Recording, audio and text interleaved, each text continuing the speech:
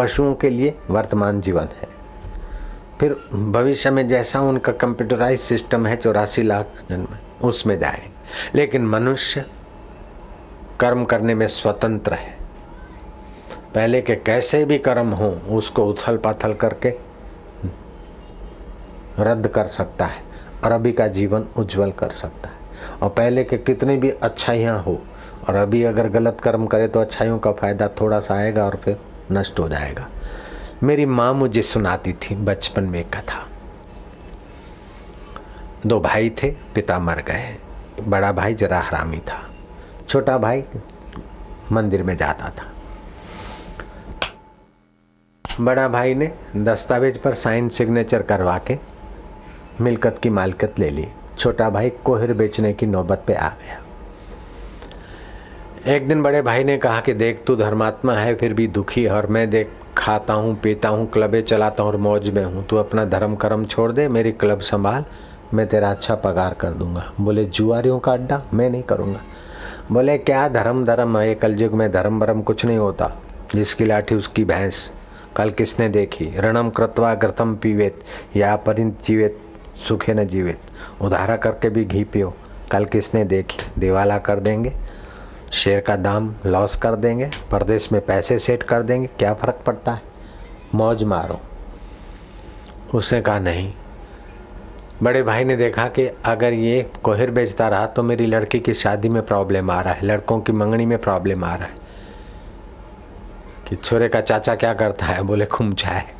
जयराम जी की छोरी का चाचा क्या करता है, बोले खुमचा घुमाता है, तो मेरी शादी विवाह में तकलीफें आती। तो आजा क्लब में, तेरा अच्छा पगार कर देता हूँ। छोटा भाई नहीं माना। बड़े भाई ने एक दाव फेंका।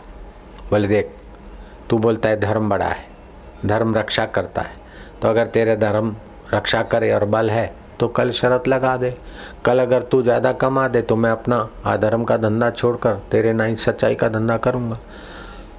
कल के दिन की तू अपने भगवान और गुरु की कृपा पा ले, और कल अगर मैं ज़्यादा कमाया तो तुझे फिर ये कोहर बोहर और खुमचा छोड़कर मेरे क्लब में आ जाना पड़ेगा, शराबियों को शराब देना और नाल निकालना है, बस जरा सा काम है। छोटा भाई जरा बोला था, आ गया बातों में। बोले अच्छा लग गई शर्त। गया माँ को बोला माँ कोहरी डबल भिगा देना, कल भाई के साथ हरी भाई है, भगवान की कृपा होगी, जल्दी उठूंगा, खूब धंधा करूंगा और थोड़ा ज़्यादा कमाऊंगा ताकि बड़ा भाई सुधर जाए।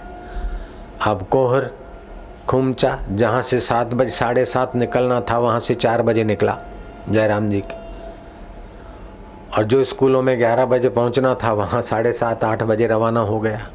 दिन भर मोटा खुमचा ले लेके बेचारा थका मांदा शाम को भूखा प्यासा निराश होके चक्कर आए, गिर पड़ा।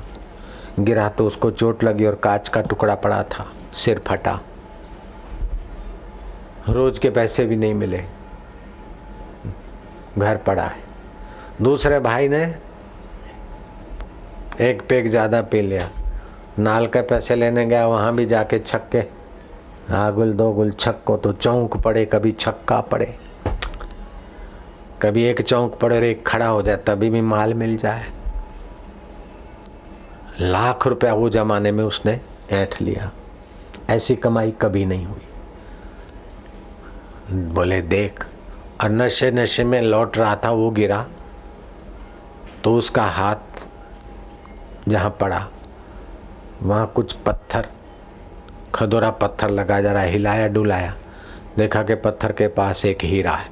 आए हद हो गई, सच्चा हीरा भी मिल गया, लाख रुपया जुआ से भी मिल गया।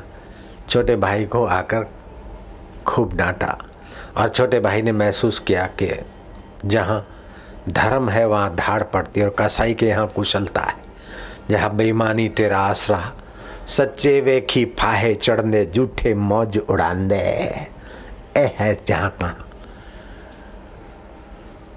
एक दिन 2 दिन 3 दिन हुआ, छोटा भाई निराशा की खाई में डूबा था। संत ने देखा कि वो आता नहीं आश्रम में, क्यों? बोले अब वो आएगा भी नहीं। उसकी श्रद्धा अश्रद्धा में बदल गई। ऐसे भाई के साथ शर्त लगी थी। संत ने ध्यान धर के देखा, संत पहुंचे हुए महापुरुष थे, मना प्रसाद सौम्यत्व के धनी थे। देखा कि ऐसा क्यों हुआ। देखा कि ऐसा हुआ कि छोटा भाई अगले जन्म में इतना कंजूस था और इतने उसके सादे कर्महीन कर्म थे कि इस जन्म में वो बड़ी मुश्किल से भीख मांग के पेट पाल सकता था, लेकिन सत्कर्म में लगाए तो भीख मांगने से बचा है और खुमचे से पेट पाल रहा है। जिस दिन उसे चोट लगी उस दिन उसे फांसी लगनी थी, लेकिन सत्संग में जाने के कारण, सत्कर्म करने के कारण, पसीने का खाने के कारण उसकी फांसी एक चोट में बदल गई। और बड़े आदमी को जिस दिन राज्य मिलना था उस दिन जरा सा हीरा मिला और राज्य का वैभव वहाँ पूरा हो गया। तो पूर्व का शुभ है और अभी आप अशुभ करते हैं, तभी भी आपको अशुभ करते हुए भी फल अच्छा मिलता है। तो पहले का बढ़िया फल आप भुगत रहे हैं। अभी आप बढ़िया कर रहे हैं और आपको घटिया जीवन मिल रहा है, कठिनाई से जी रहे हैं, तो पहले का घटिया पसार हो रहा है। अभी के धर्म के कारण आप घटिया जीवन जीते, इस बात पे मेरा विश्वास नहीं, शास्त्र इनकार करते हैं। अगर धर्म पे चलने से घटिया ही जीवन होता तो हम इतना मजे से कैसे जीते। जयराम जी की आपको लगता है क्या मैं दुखी हूँ, मैं चिंतित हूँ, मैं बीमार हूँ, मैं खिन्न हूँ, मैं परेशान हूँ? लगता है क्या? लगता है तो वो लगना तुम्हारे पास रहे। हम जो है हम ही जानत है भैया, और हमको जानित जानित मजा आई था। तो लोग बोलते हैं अरे आजकल तो धर्म का कुछ भी नहीं है, जो इधर उधर करते हो मौज मराते हैं, धार्मिक आदमी दुख भोगते हैं, धार्मिक आदमी ऐसे होते वैसे होते। तो अगर भाई अधर्म से ही सब सुखी होते तो ढेर अधर्म करने वाले फिर पूजे क्यों नहीं जाते, उनके लिए सम्मान क्यों नहीं होता? विवेकानंद की जगह पर डकैतों का फोटो क्यों नहीं रखते? बोले लादिन का फोटो भी देखो, फोटो है लेकिन लादिन को अपनी नज़र से देखते हैं और विवेकानंद को अपनी नज़रिया से देखा जाता है। नारायण हरि। लादिन में भी कुछ योग्यता तो है, चुप रहने की, एकांत में रहने की कुछ योग्यता है, लेकिन वह योग्यता अगर किसी फकीर के संग से उभरती तो लादिन मारने वाला नहीं, तारने वाला एक ग्रुप तैयार कर सकता था। इतनी योग्यता तो उसमें है, लेकिन योग्यता आप कहाँ लगाते हैं? शास्त्र सम्मत योग्यता लगती है कि वैर सम्मत लगती है, द्वेष सम्मत लगती है कि वासना सम्मत लगती है? आपकी योग्यता सब में, कुछ न कुछ योग्यता तो सभी में छुपी है। और वो योग्यता, वह धन, वह परिचय आपका धर्म अनुकूल लगता है कि वासना के अनुकूल लगता है? वासना की प्रधानता है कि धर्म की प्रधानता है? संयम की प्रधानता है कि स्वाद की प्रधानता है? अगर टेम्पररी स्वाद की प्रधानता में आपकी बुद्धि, मन और इंद्रियां लगती है तो आपका भविष्य खतरे से खाली नहीं है। अगर संयम की प्रधानता से लगती है, सत्य की प्रधानता से लगती है, धर्म की प्रधानता से आपकी मति गति लगती है, तो भविष्य आपका उज्जवल उज्जवल और उज्जवल है। कोई भी राजदंड आपको इतना अनुशासित करके पवित्र नहीं कर सकता है। एक बस नहीं, 50 बसें खाकी वर्दी वालों की और लाठी चार्ज वालों की लाकर आपको चुपचाप इतनी देर नहीं बिठा सकता धूप में। अगर धूप में संयम से बिठाने की ताकत है तो वो आपके धर्म भाव में है, भविष्य को उज्जवल करने के भाव में ही ये ताकत छुपी।